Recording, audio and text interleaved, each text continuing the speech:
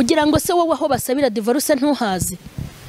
Iyo tugira intwaro z'abantu wese ko wanze kujya kuyikora, si ugusinya gusa ukamwemerera. Kuki wanze gusinya? Kuki wanze guta umugabo wawe? Kuki wanze guta umugore wawe? Kuki wabyanze? Iyo ntwaro rata niyo mu maso y'Uwiteka zifite imbaraga, zifa kwa Mungu. Abantu benshi rero mubitse intwaro z'abantu, ngo urabona imbere yampere ngo buretse ndaje mwereke. Iyo ntwaro ni y'abantu. Ngewe hazagira unkoraho, ntuza turaziranye na ntuza turaziranye, ariko narumiwe koko. Izo ntwaro ni iz'abantu. Ariko uzi kugira ngo umuntu yirata abantu baziranye, ugasanga igihugu cyose isi yose ngo baraziranye ariko ataziranye n'Imana, ntacyo wibitseho. Tujye tugira intwaro zitari nk'iz'abantu. Ngiye namenye kwigurira umunyu ufite imyaka 14 na 15 nikodeshereza. Mba responsable w'ubuzima bwanjye. Ntawe nabwiraga ngo umwenda washize, ninde nari kubwira se? Amahoro y'Imana nabe muri mwe. Turabashuhuje mu izina rya Yesu Kristo w'i Nazareti. Nitwa Mukeshimana Emery, itanzwe ku izina rya Mama Sharirene. Hanyuma twongeye kubaha ikaze muri cya kiganiro cyacu, muri bwa butumwa turi gutanga, cya kigisho cy'umusirikare wa Kristo. Tugeze kuri episode ya 5. Twatangiye tuvuga urukundo abasirikare bagira, ari rwo abasirikare ba Kristo bagira. Tuvuga ku ndahiro, tuvuga ku ikosi, tuvuga no ku ikosi. Tuvuze ku ikosi, turashaka gutangaho ibiganiro nka 3. Twavuze ku umusirikare agomba gukora ikosi. Tuvuga ukuntu umusirikare agomba gukunda ikosi, ubwo umukristo agomba gukunda ikigerageza arimo akacyishimira. Hanyuma uyu munsi turavuga umumaro wo gukora ikosi. Umumaro waryo ni uwuhe? Hanyuma Imana nibaho umugisha, mbanje kongera kubasuhuza cyane. Ndabashuhuje cyane, ndabakunda. Burya ndabyitegereza ko muba mwanyandikiye, abandi murampamagara, ndareba kuri comment ibyo muba mwanditse. Nabonye yuko mudushyigikiye kandi muri kumwe natwe. Imana y'amahoro namwe ikomeze ibaho umugisha kubwo kudusabira ibyiza, namwe Imana ijye ibibakubira inshuro nyinshi. Hanyuma ndabanza gusuza abantu bose, abari mu Rwanda n'abari mu mahanga, kandi ndasuhuza n'ibihugu by'ababanyi, nabo ndabashuhuje mu izina rya Yesu. Imana y'amahoro ibishimire, Imana ikomeze kubarwanira urugamba, Imana ikomeze kuba mu ruhande rwanyu, ikomeze kurwanirira ubugingo bwanyu, ikomeze kubungura ubwenge mu gihe cyo kububura, ikomeze kubaha imbaraga mu gihe cyo gucika intege, ikomeze kubatsa mu gihe cyo kuzima. Imana ya Isiraheli bane namwe. Reka rero twikomereze kuri iki cyigisho cyitwa umusirikare wa Kristo. Tugiye kubanza dusenge, twiragize Imana idushyigikire. Mana y'amahoro n'amahirwe, tugushimiye ko twongeje uyu munsi w'umugisha n'umumaro, kugira ngo twunguke ubwenge n'ubumenyi, twunguke kubaho n'ubugingo, twunguke Imana n'umwuka wera. Turagushimye cyane, udushyigikire. Abavuga n'abumva twese turamburirwa ikiganza n'Imana, ushyigikire ubutumwa kandi ubuherekeze, ushore imizi kandi bwera imbuto. Icyo wagambiriye kuri twebwe gisohore, kandi umugambi wawe wamamare hafi na kure. Ugutega amatwi Imana umwiyereke, kandi ukumva wese umwumvire. Cyubahiro n'ikibi cyawe ni mu izina rya Yesu, amena. Turareba urwandiko rwa 2 rw'Abakorinto mu bice byaho 10, umurongo waho wa 3. Ngo nubwo tugenda dufite umubiri w'umuntu, ntiturwana mu buryo bw'abantu, kuko intwaro z'intambara yacu atari iz'abantu, ahubwo imbere y'Imana zigira imbaraga zo gusenya ibihome no gukubita hasi, dukubita hasi impaka n'ikintu cyose cyishyira hejuru kurwanya kumenya Imana.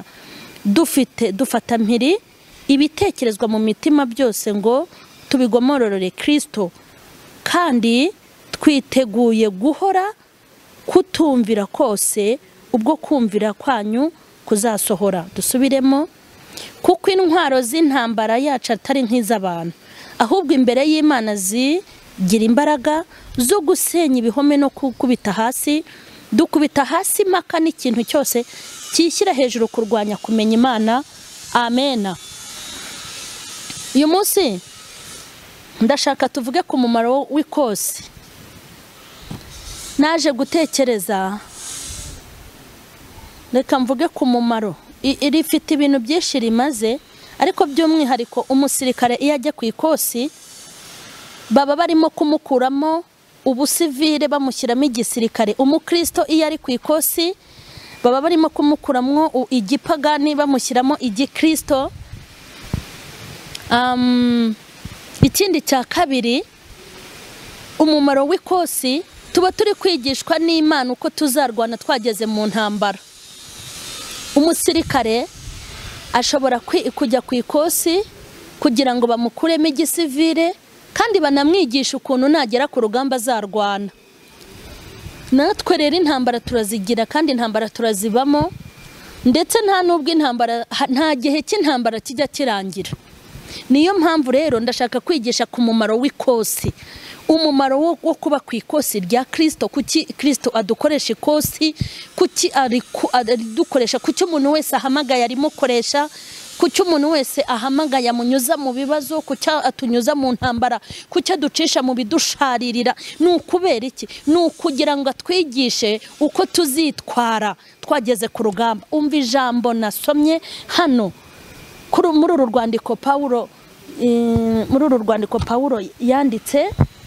Ni ijambo ryiza kandi rinejeje mu Bakorino, urwandiko rwa 2 rw'Abakorino. Aya ni amagambo Pawulo yavuze ngo intwaro zacu ntago ari nk'iz'abantu, ariko ngo zigira imbaraga mu maso y'Imana yacu. Aha hano muhumve neza impamvu tujya ku ikosi, impamvu Kristo adushyira mu bibazo n'ibigeragezo bikomeye. Hari n'igihe agushyira mu bibazo ukagira ngo waciriweho iteka. Harimo n'abasenga bananiwe kubyumva bakagira ngo Imana ntibazi. Hari n'abicuza ikintu cyatumye bavuka kubera ikosi ryabari, ariko siko bikwiye kumera. Twaganiriye ukuntu umuntu akoye kwishimira ikosi rye. Hari n'abisabira gupfa ngo yaba imyaka ngiye kubaho yagabanukaga. Hari n'abandi shitani yihererana akababwira ngo ntago Imana burya igukunda.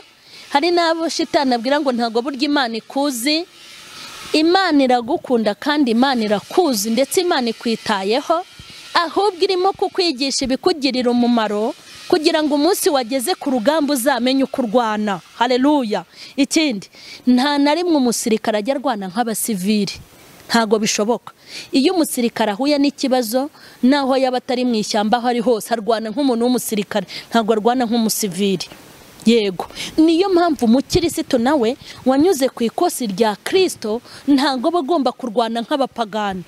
Ni nayo mpamvu mpora mbigisha abakristo nkababwira ngo birababaje aho abakristo bagira ibibazo ariko bakarwana nk'abapagani. Dusomye iri jambo mu rwandiko rwa 2 rw'Abakorinto, ni amagambo Pawulo yavuze.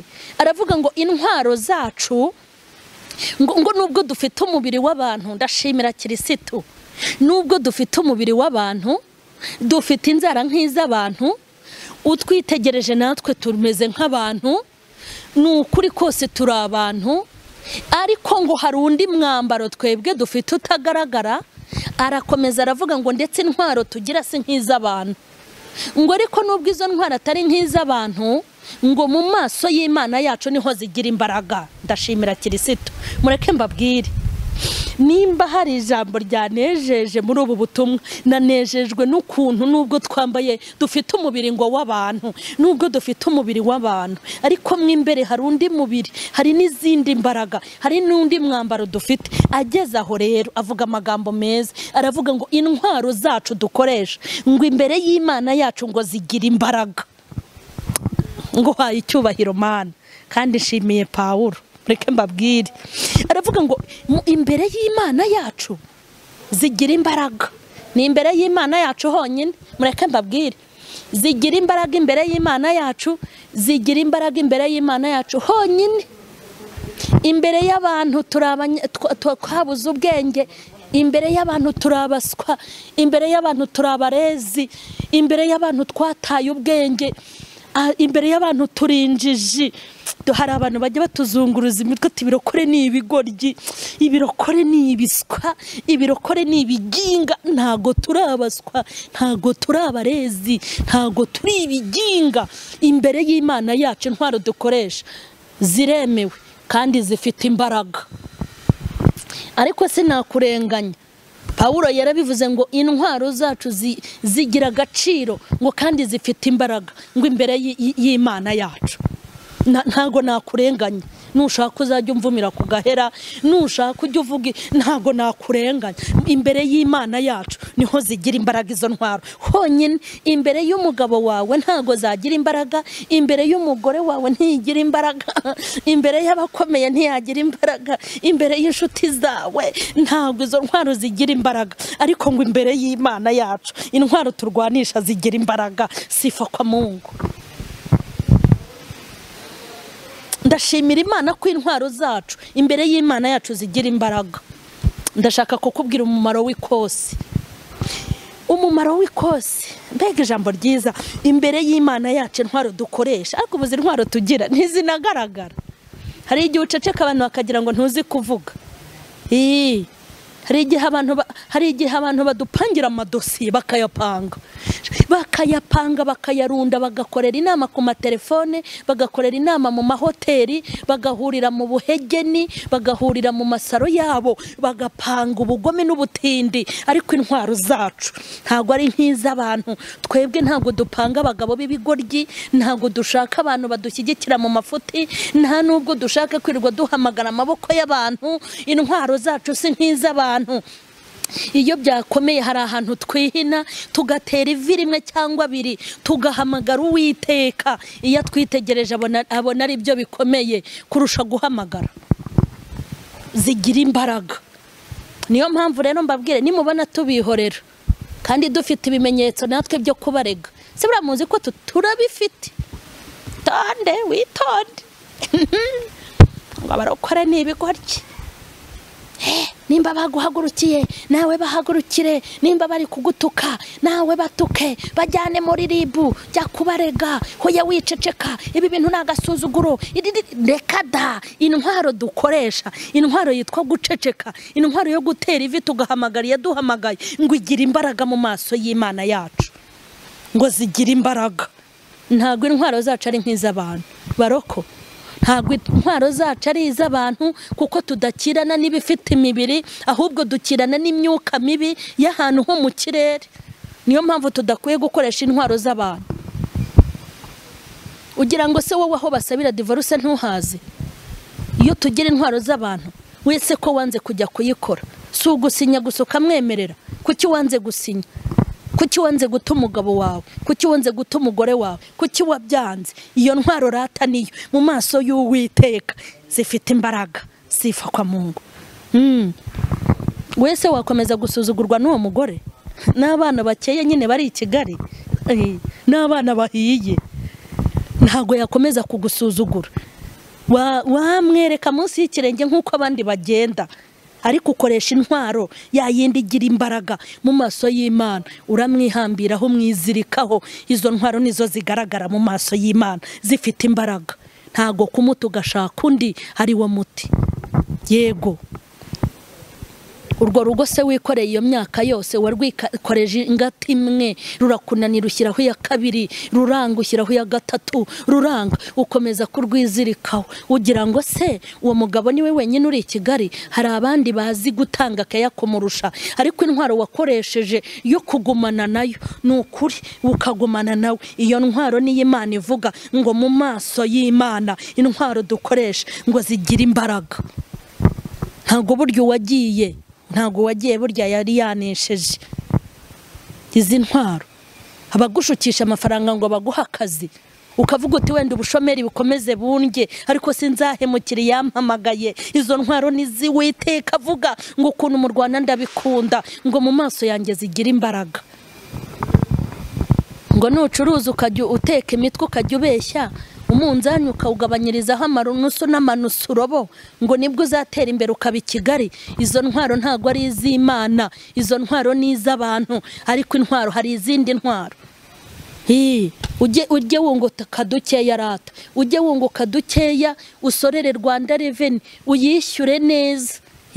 Ntukanyereze imisoro, ujye uyatanga yuzuye, ntukagurisha ikintu 300,000 ngo wandikeho 200,000, ujye wandika 200. Iyo ntwaro niyo igaragara nk'ikomeye mu maso y'Imana. Ntuzaba umujura ngo kugira ngo uzatere imbere, intwaro zacu dukoresha ngo zigira imbaraga mu maso y'Imana. Abakasi iminzani ntabwo ari bo bahanga, n'ababandi banyereza imisoro si bo banyabwenge. Nagira ngo nkubwire ngo mu maso y'Imana intwaro zacu ntabwo ari nk'iz'abantu.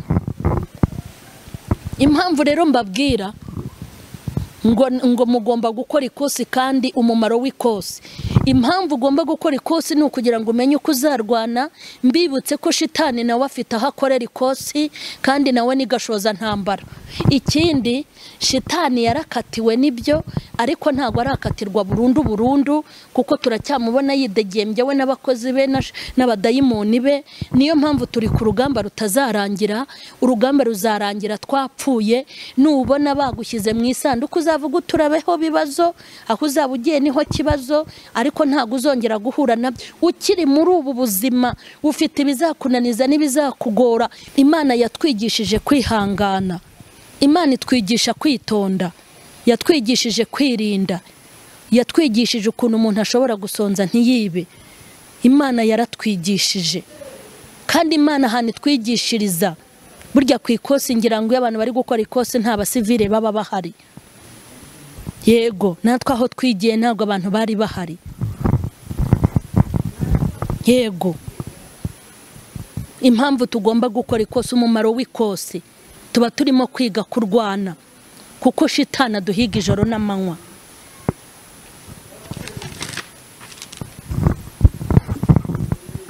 Shitani ararwana kandi aduhoza mu ntambara.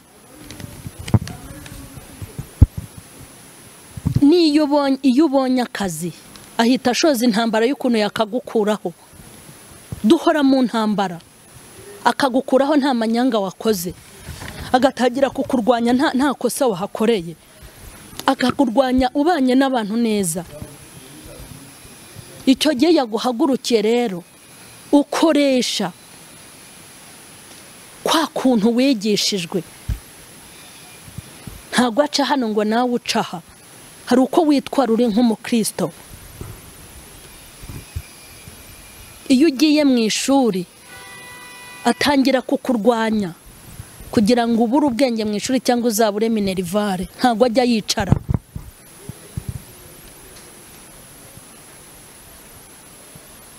Shitani iyo yabonye wakunzwe ahita ategura ukuntu agomba kukurwanya ukangwa. Ntabwo ajya yicara. Urugamba tururiho, arakurwanya. Iyo yabonye uri gukundwa apanga ukuntu bari kukwanga. Yego, yabona umaze gutera imbere agategura ukuntu uri busubire inyuma. Niko akora.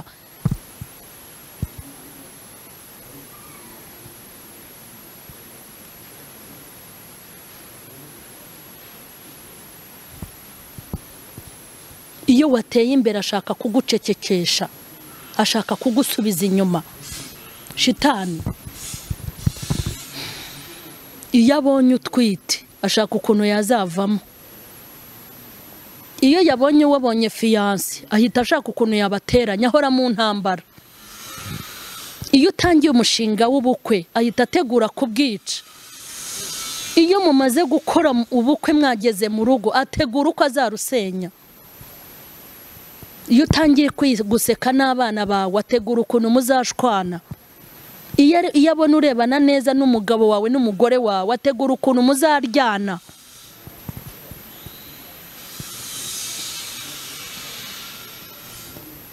Ahora mu ntambara. Iyo abona uriho apanga kukwica. Iyo abona ufite amahoro ashaka kuyakwambura. Iyo abona uri guseka biramurya bashaka kurira. Shitani ahora mu ntambara. Umumaro w'ikosi Imana ibitwigisha kurwana. kuko twabonye ijambo rivuga ngo intwaro zacu si nk'iz'abantu kandi mu maso y'Imana zigira imbaraga. Ntabwo Imana ijya yifuza ko turwana n'abantu nk'abantu. Ntabwo Imana ijya ishaka ko umusirikare ntajya arwana nk'umusivile.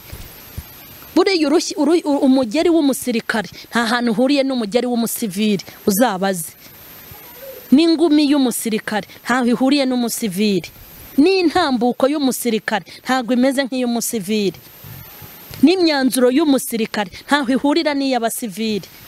N'imyitwarire y'umusirikare ntaho ihurira n'iy'abasivile. Imyitwarire y'umukirisitu ntaho igomba guhurira n'iy'abapagani.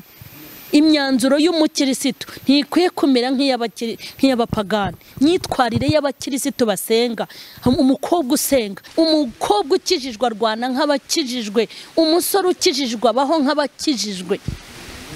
Ntabwo tugomba gufata intwaro nk'iz'abadasenga. Aho banyura siho dukwiye guca. Inzira ibyabo binyuramo n'ubutabazi ntaho tugomba guhurira.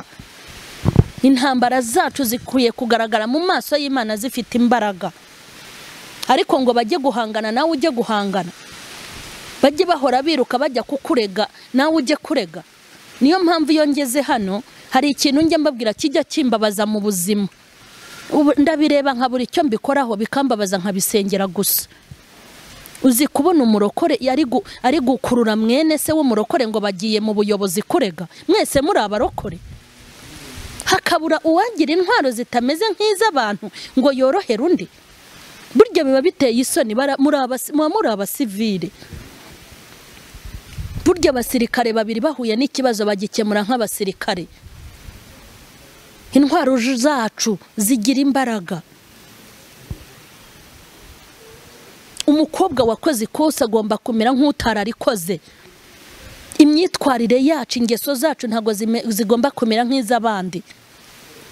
Ikikwereka ko tugwije abasivile muri aka gakiza huzuyemo abasivile, abapasiteri, ababishop, abashumba, abakirisitu, abantu benshi ni abasivile. Urebye ukuntu barwana urugamba uhita ubona ko nta n'ikosi bagiyemo. Haraho umuntu yakuvuze ngo ugiye kujya kumurega, ngo umuntu yagututse ngo ugiye kujya kumurega. Koko buryo umusirikare ushobora kumukorera ikintu uri umusivile, yakureba mu bwonko kavuga turi umusivile. Buryo umusirikare iyo abona umusivile imbere ye ntabwo amufata nk'umuntu urenze. Haravuga ati nge sinajya guhangana n'umusivile kuko batakoreye hamwe ikosi. Ariko ibaze umukirisitu uhangana n'umupagani. Umukirisitu ujya guhangana n'umupagani bakajya guhangana, bakajya gutukana, bakajya kuregana, bakajya gucyurirana, bakajya guhangana. Ntabwo ari byo. Intwaro zacu si nk'iz'abantu. Kandi izi ngabo duhanganye nazo ntago ziteze kubatizwa. Nta na rimwe shitani azabona useka ngo akureke. Iminsi yose abashaka kurira, abashaka kubabara. Ntubona nko muri iyi minsi ndi guseka. Ubu biri kumurya. Uba arimo arapanga ukuntu agiye kundiza. Ariko nanjye sinzemera. Nta musirikare uririra imbere y'umusivile uzaba. Undi zari umusirikare wabona ari kurira. Ubundi umusirikare riba ryarahiye. Urumva? Riba ryarahiye ijisho. Nta bintu byo kugenda hekenya shikarete mu muhanda. Nta bintu byo kugenda yisetsa ari kirika. Aba ari umusirikare nyine urumva ryarahiye. Nta bintu byo kugenda seka nabo babonye. Ntago kandi buba ari ubugome.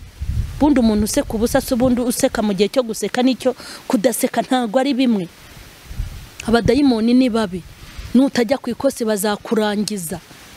Nabagome. Kandi nabo barijyaho ikosi. Bajya ku ikosi kuko batugabaho igitero buri munsi. Iyo yabonye wabyaye apanga ukuntu azamwica. Ahantu hose abari kukugera amajanja.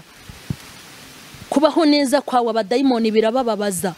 Iyo uri umukirisitu shitani arabangamirwa. Iyo utari kumukorera biramurya, biramubabaza. Iyo uri kumuvuga nabi agucira ibico. Ntabwo ajya nezezwa n'umuntu usinzira kabiri. Aba yumva yakubuza ibitotsi. Tugomba kujya ku ikosi kugira ngo twige kurwana, tubike intwaro zitari nk'iz'abantu. Abantu benshi rero mubitse intwaro z'abantu. Ngo urabona imbere yampere ngo buretse ndaje mwereke. Iyo ntwaro ni y'abantu.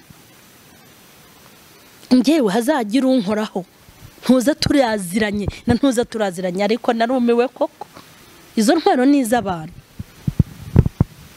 Ariko uzi kugira ngo umuntu yirata abantu baziranye ugasanga igihugu cyose isi yose ngo baraziranye ariko ataziranye n'Imana, ntacyo wibitseho. Tujye tugira intwaro zitari nk'iz'abantu. Reka mbabwire bakirisitu, mwarimo kwe kugabanya imanza. Nibura mu manza abantu bari kuburana muri iyi minsi iz'abarokore zikagabanuka. Ariko birababaje ugiye mu nkiko ukareba amadosiye yuzuye, imanza nyinshi ni iz'abantu basenga. Ubwo se murumva bitababaje? Intwaro z'abantu murazigwije, ariko nimushaka izindi ntwaro zigaragara mu maso y'Imana zifite imbaraga. Intwaro yitwa kwihangana igira imbaraga mu maso y'Imana. Intwaro yitwa guceceka igira imbaraga mu maso y'Imana. Intwaro yo kudahangana igira imbaraga mu maso y'Imana. Hari igihe umuntu aceceka akamera nk'ikiragi bakagira ngo ntazi kuvuga, ariko burya tugira umunwa, twanavuze twakurusha, no guhangana twabibasha, naho kuregera twahabona. Twahabona kuko natwe dufite uburenganzira bwo kubikora, ariko biragatsindwa n'Uwiteka kurwanisha intwaro z'abantu.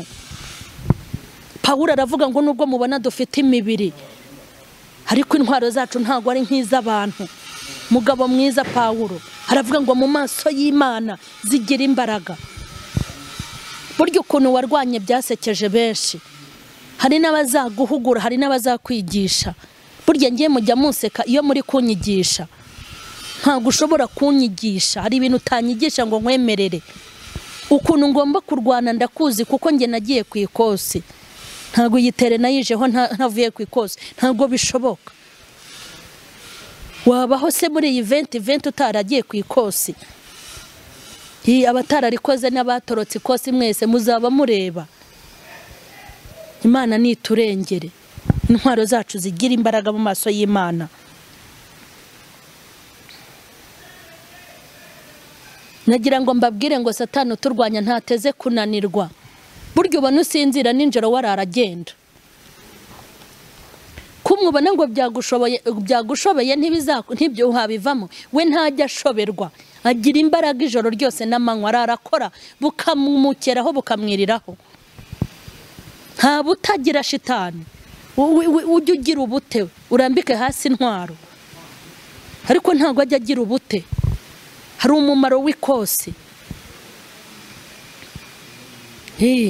Iyo witoje uri ku Ikosi ukarikora neza, iyo ugeze aho usimbuka wiga gusimbuka, wagera ahantu ugomba gukusha kuko wize gukusha ugahita ukusha.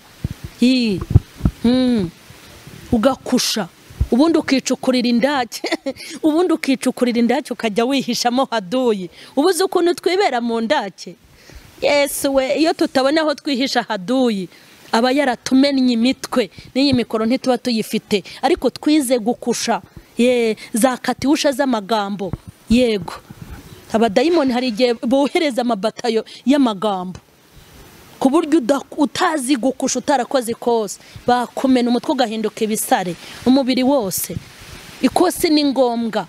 Umumaro w'Ikosi ni ukugira ngo twigishwe kurwana nitugera mu rugamba nk'abakirisitu, tuzige kurwana kandi tudakoresheje intwaro z'abantu. Abantu benshi bafite intwaro z'abantu, niyo mpamvu mubona ibintu biba byayoberanye. Imana iduha intwaro zitari nk'iz'abantu, zigaragara mu maso y'Imana zifite imbaraga.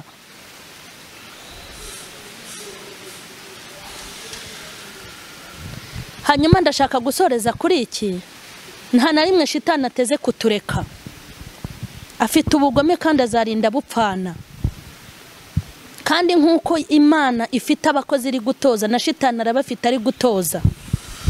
Nongere mbibutse ko abakozi ba shitani badafite imirizo, ntibafite amahembe, ntago bafite ubwoya. Uzamubona agenda afite n'umusarabaha. Uzamubona yanwengeza agatambara atajya gakuramo. Uzamubona yambaye ijipo igeze ku birenge. Uzamubona ari kumanyura ari no gusatura ngo arabwiriza. Uzamubona avuga amagambo menshi kandi ugira ngo ni meza. Nta bibaranga bafite. Uzajya ubamenyera ku mbuto zabo kandi n'intwaro bakoresha bageze ku rugamba uzamenya aho baturuka. Umwisi umukozi wa shitani mwabipfa, ariko uyu umuntu adakorerwamo n'Imana abakorerwamo na shitani. Imana yatunyujije ku ikosi kugira ngo itwigishe kurwana, kandi umuntu wakoze ikosi neza yageze ku rugamba ntago ajya atsindwa. Hari ibintu Imana yatwigishije kera, haleluya. Imana yikwigishije gusonza ibigira ngo nugera ahantu ibiryo bibura utazayihemukira. Ngewe nk'ubu hari ahantu nge nigiye, erega ubuhamya nzabubaha, nari nabubaha se nzabubaha. Hari ahantu nigiye mutazi, nize kwibana nta mugabo ngira, niga kwigaburira, niga kwimenya. Imana irabintoza, ibintoreza aho mutazi. Niyo mpamvu mubona ntandavuye, niyo mpamvu nashonje nkazirika igitenge mu nda nkakomeza gufata kirisitu na n'isaha tukaba tukiri kumwe. Hari ahantu natorejwe amagambo bamvuga. Reka nkubwire, wowe wamvuze mu Kinyarwanda, hari n'abamvuze mu rurimi rutumvikana, nkumva barazididibuje da bakakivuga rwose. Sinavuga ko ari igiheburayo, sinzi aho cyaturutse. Hakavuga ati Imana irambwiye ngo izakumena, kandi nta cyaha nakoze. Uzi kuvugwa n'umuntu wabatijwe wowe? Uzi kuvugwa n'umuntu uvuga mu ndimi? Hari ahantu Imana yadutoreje. Sinavugwa n'umukirisitu twasangiye, twasenganye, wandambitseho ibiganza, wanyatuyeho umugisha, hanyuma ngo umupagani namvuga nzababare. Twaratojwe, niyo mpamvu amagambo atajya duca intege. Hari ahantu twatorejwe. Reka mbabwire, Imana iratoza.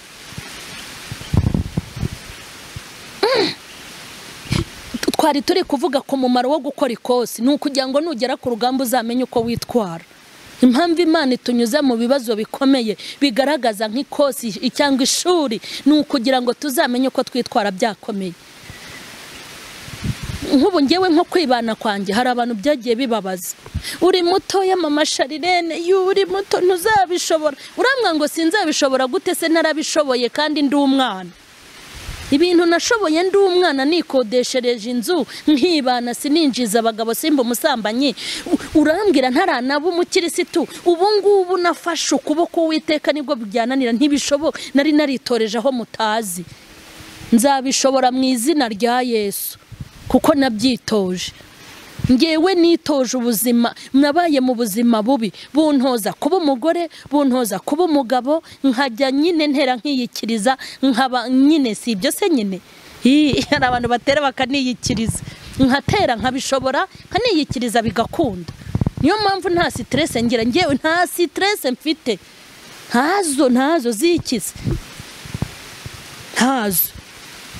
Ngewe namenye kwigurira umunyu ufite imyaka 14 na 15 nikodeshereza. Mba responsable w'ubuzima bwanjye. Ntawe nabwiraga ngo umwenda washize. Ninde nari kubwira se? Ninde se nabwiraga ngo amafaranga y'inzu ntayo mfite? Narikodesherezaga, amafaranga nayashyiraga mu gakesi, nishyuraga inzu ya 4.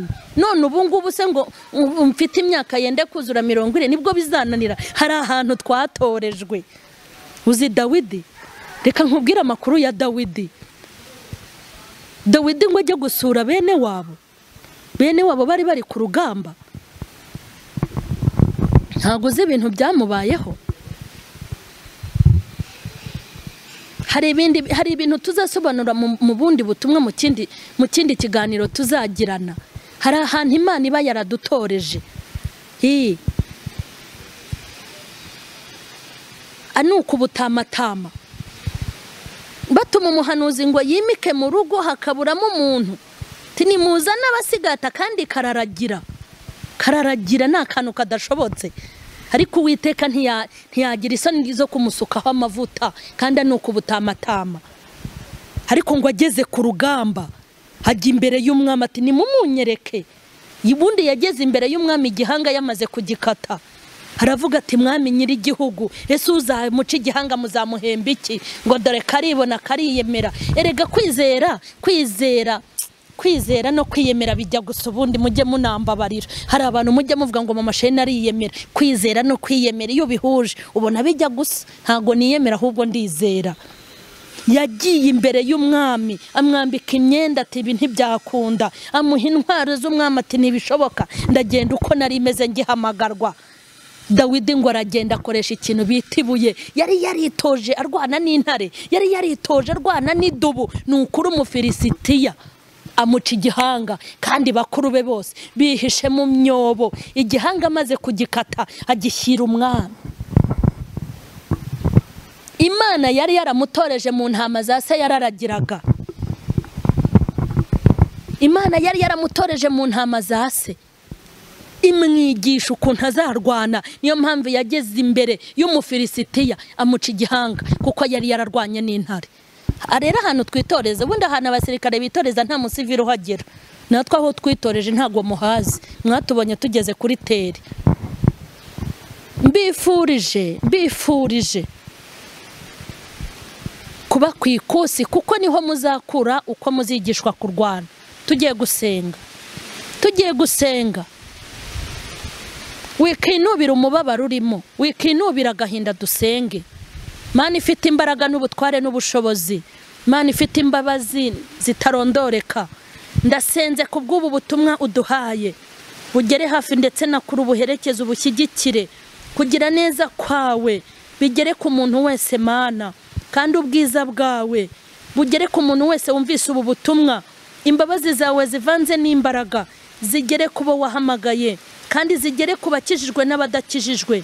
Cyubahiro n'ikibi cyawe, tugushimira ijambo ryiza mu izina rya Yesu, amen. Amahoro y'Imana nabe muri mwe rero, kandi mbasabiye amahirwe masa yo kwishimira no gukunda Ikosi, kuko niho Imana izabigishiriza kurwana. Nimero zanjye za telefone ni 0783542668. Amahoro y'Imana nabe muri mwe, amen.